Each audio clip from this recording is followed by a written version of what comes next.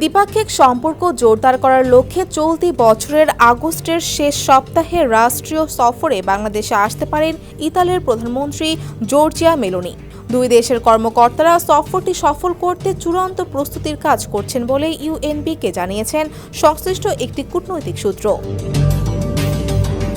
এর আগে চলতি মাসের শুরুতে বাংলাদেশ সফরে আসেন ইতালির স্বরাষ্ট্রমন্ত্রী মাত্তেও পিয়ান্তেদোসি।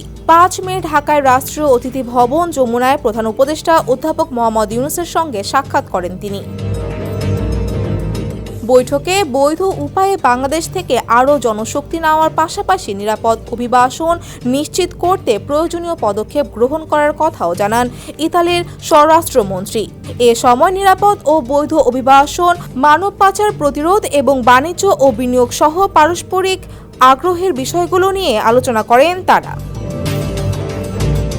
এছাড়া ঢাকার সঙ্গে রোমের দ্বিপাক্ষিক সম্পর্ক নবায়ন ও পুনরুজ্জীবিতকরণ নিয়েও আলোচনা করেন তারা।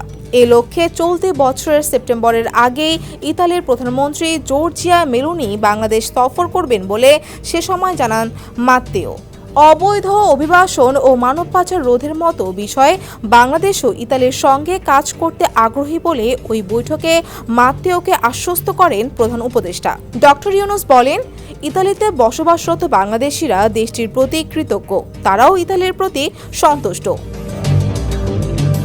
মাঠের অলরাউন্ডার আমি, আর ঘরের allrounder Tylox. Tylox toilet cleaner, clean মানেই টাইলক্স।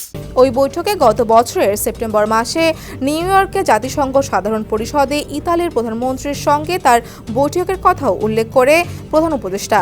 বৈঠকে দুই দেশ একসঙ্গে ঘনিষ্ঠভাবে কাজ করার প্রতিশ্রুতি দিয়েছে বলে জানান তিনি। ডেস্ক রিপোর্ট, সমকাল।